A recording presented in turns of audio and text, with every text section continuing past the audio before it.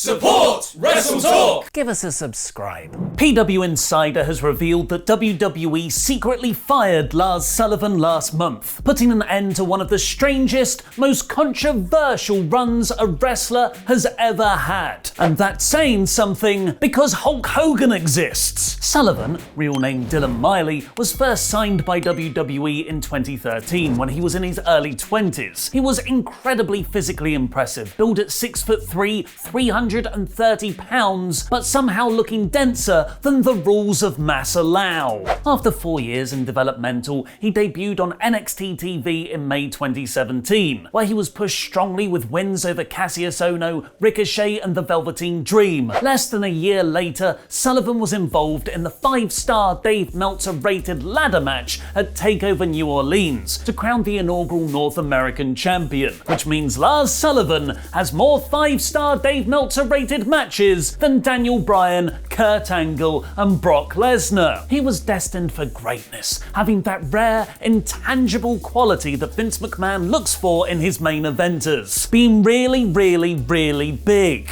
But then his past came back to haunt him, and his present at the same time. Sullivan's April 2019 main roster debut was scrapped just a few weeks in, where he was booked to squash legends like Angle and the Hardy Boys, when racist, misogynistic and homophobic posts he'd made on a bodybuilding forum years beforehand resurfaced. Adding further controversy, it also came out Lars had reportedly once starred in a gay porn film. WWE ended up fining Lars $100,000 for his past comments, and he was sent to sensitivity training. But while his bank balance was hit, the effect on his reputation was far more damaging. Members of the locker room publicly spoke out against him, leading Lars to apologize in the statement, "There is no excuse for the inappropriate remarks that I made years ago. They do not reflect my personal beliefs nor who I am today, and I apologize to anyone I offended." Lars then suffered a knee injury the following month, putting him out of action for over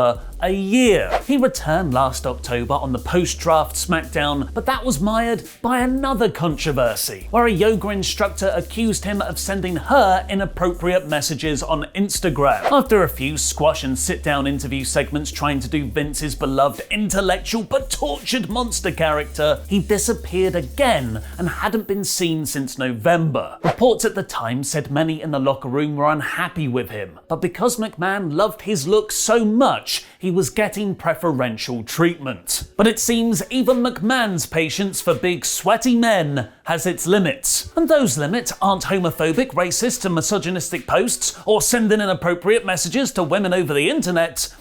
It's just not showing up for work. Dave Meltzer has posted on the Wrestling Observer forum that Sullivan's release wasn't a case of WWE creative not having anything for him. Despite all of the controversy, McMahon still wanted to push him on the road to WrestleMania. But Lars no-showed an episode of TV, being the final straw for Vince to fire him. This isn't the first time this has happened. Sullivan's April 2019 main roster debut was actually meant to happen several months earlier, where he would debut on the post-Royal Rumble Raw and beat up John Cena, building to a huge WrestleMania match between the two. But Lars reportedly suffered a panic attack and left the building before the broadcast began. Whatever your thoughts on Sullivan are, and you're well within your rights to strongly dislike him after those posts, you can't deny there is a very complicated individual beneath this apparent pattern of self-destruction, hypocrisy, and anxiety. Let me know what you think about Lars's WWE release in the comments down below.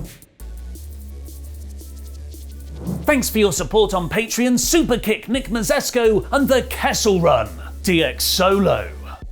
As of just November last year, WWE's big plan for WrestleMania 37 was to have the final epic clash between Edge and Randy Orton in an I Quit match, where the Viper would be going in as a psychotic WWE champion and Edge would be returning from injury to conclude their year-plus trilogy. Instead, WWE just gave that away for free on Monday's Raw, with Alexa Bliss costing Randy the win by being spooky.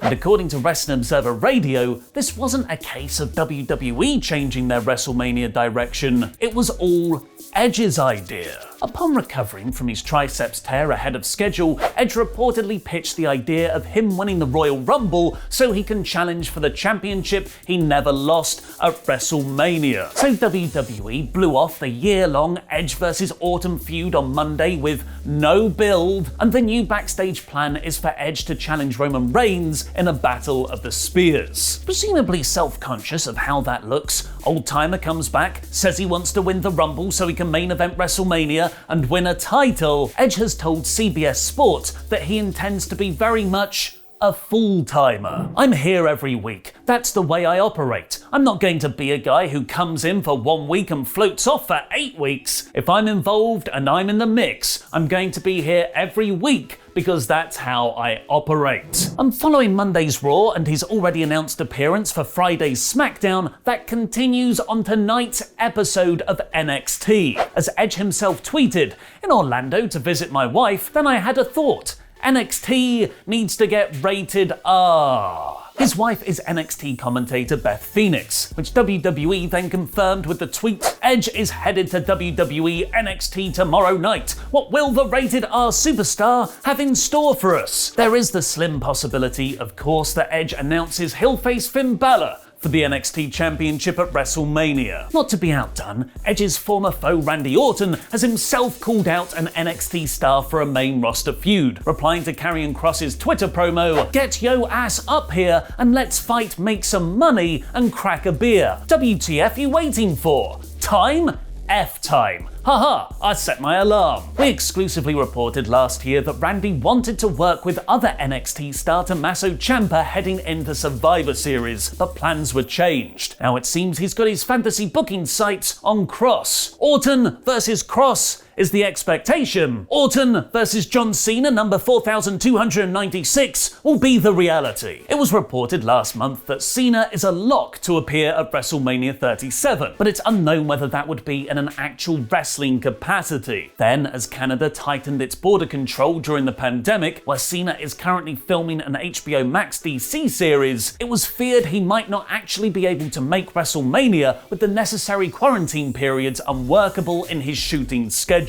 But appearing on Jimmy Fallon last night, Cena confirmed, "Yeah, I will return to WWE, but acknowledged the current travel restrictions mean, at least for the time being, I'm here and I'm still away from WWE, but I very much look forward to returning as soon as I possibly can." Now here's a message from this episode's sponsors, recorded with me from happier times as your Jam That Champion. Before we get on with the rest of the episode, I'd just like to say a huge thank you to this video's sponsor, Battle Legion. It's free to download using our link below today. Thanks to Traplight Games for sponsoring this video with their awesome mobile game, Battle Legion. Available on both iOS and Android, a mass battle strategy game where you build your army, put them in cool fancy skins, and then sit back, relax, and watch them go to war. It's like the wrestling e-feds of old, or if you're younger, Football Manager, just for mythical Norse heroes. Battle Legion has a very active Discord community and weekly YouTube streams to keep you up to date on the latest game modes, like the most recent Clan Raid Battles feature, where your entire clan works together to defeat epic bosses. It's like if all of NXT took on Goldberg. Book it, Adam!